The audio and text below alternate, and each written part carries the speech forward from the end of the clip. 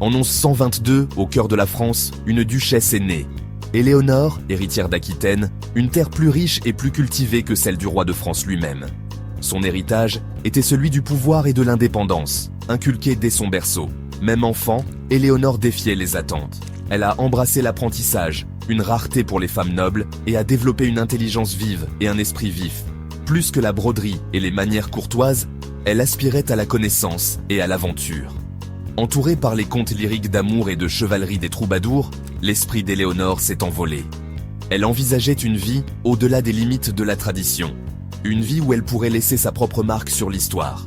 Elle était loin de se douter que le destin avait de grands projets pour l'ardente duchesse d'Aquitaine.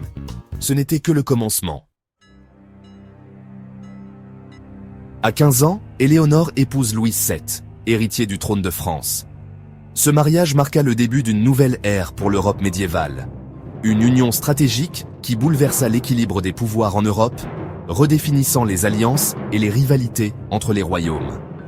Éléonore, désormais reine de France, apportait avec elle la vaste richesse et l'influence de l'Aquitaine, une région prospère et culturellement riche.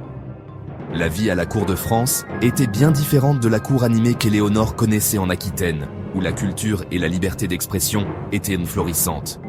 Pieux et austère, Louis VII faisait pâle figure face à sa reine pleine de vie et d'esprit, créant un contraste frappant entre eux. Leur incompatibilité est devenue de plus en plus apparente, jetant une ombre sur leur mariage et affectant la stabilité de leur règne. Pourtant, Éléonore, toujours résiliente, trouva un but dans son rôle de reine, déterminée à laisser sa marque. Elle a embrassé ses devoirs, utilisant son influence pour défendre les arts et l'éducation, devenant une mécène respectée. Sa cour est devenue un refuge pour les érudits et les artistes, un phare de culture au milieu des troubles politiques, attirant des talents de toute l'Europe. Mais les murmures de mécontentement se faisaient de plus en plus forts, menaçant la paix fragile de la cour. L'absence d'héritier mâle a mis à rude épreuve leurs relations, alimentant les rumeurs de déplaisir divin et d'instabilité politique, exacerbant les tensions. Éléonore, autrefois symbole d'unité, est devenue un paratonnerre pour la discorde, luttant pour maintenir son influence et sa dignité face à l'adversité. En 1147, animée par la ferveur religieuse, l'Europe s'est lancée dans la deuxième croisade. Éléonore, défiant les conventions, choisit d'accompagner Louis, menant son propre contingent de chevaliers. Le voyage s'est avéré périlleux. La chaleur torride, la menace constante d'embuscades et les pertes dévastatrices ont fait des ravages. Malgré tout, la détermination d'Éléonore n'a jamais faibli. Elle chevauchait avec ses troupes, encourageant et soignant les blessés. Pourtant, la campagne s'est soldée par un désastre. Défait et démoralisé, Louis a blâmé Éléonore, l'accusant d'adultère et de trahison. Leur relation déjà fracturée, mise à rude épreuve par les difficultés de la guerre, était désormais brisée de façon irréparable.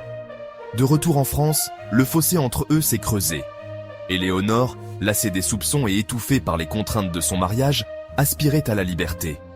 Elle avait goûté à l'aventure, connu le pouvoir, et elle refusait d'être réduite au silence ou contrôlée.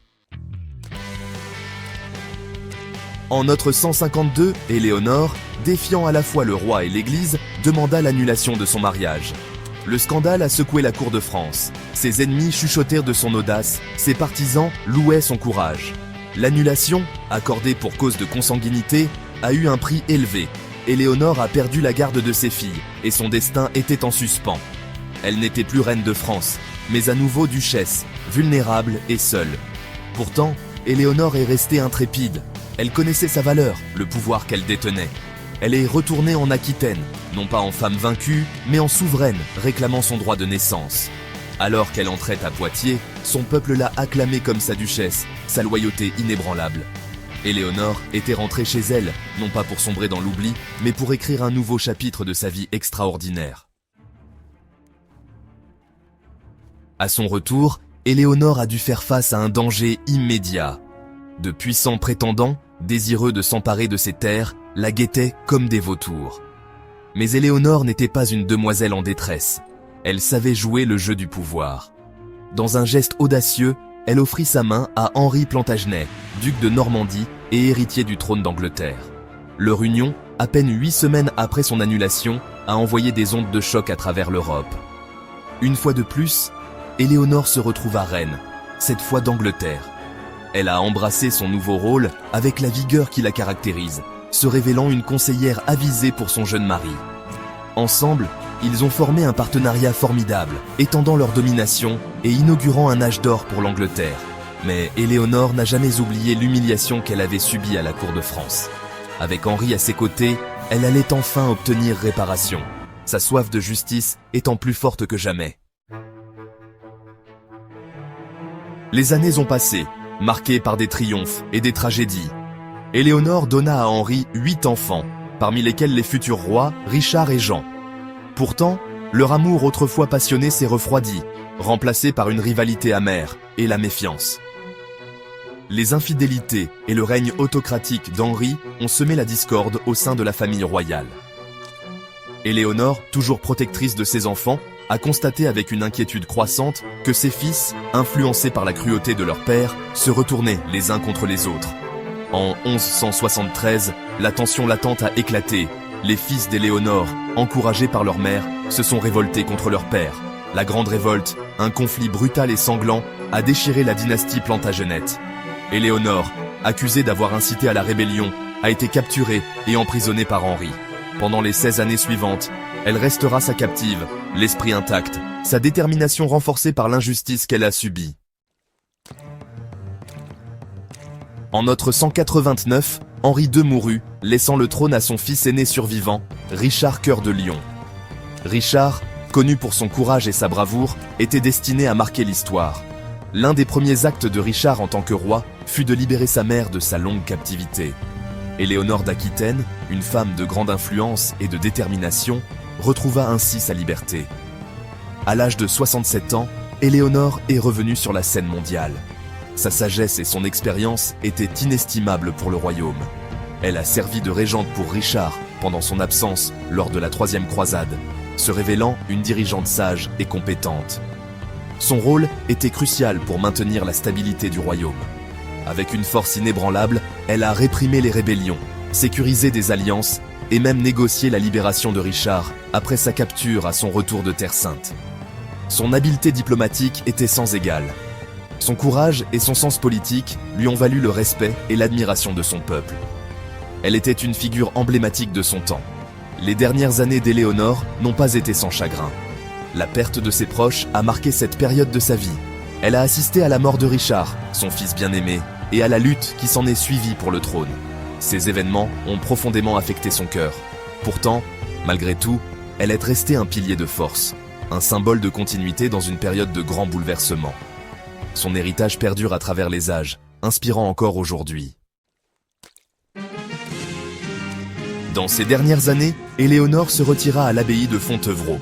Là, entourée des filles d'Aquitaine, elle trouva enfin la paix. Elle consacra ses derniers jours à la prière et à la réflexion, son esprit fougueux, tempéré par le temps et l'expérience. Mais même dans sa retraite, l'influence d'Éléonore est restée puissante.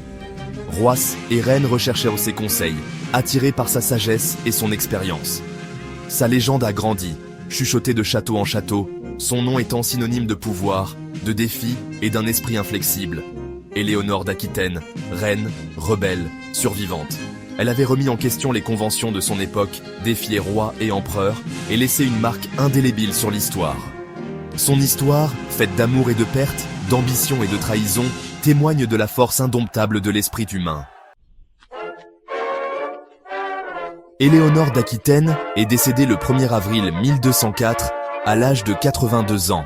Sa vie, marquée par des moments de grandeur et de défi, a laissé une empreinte indélébile sur l'histoire.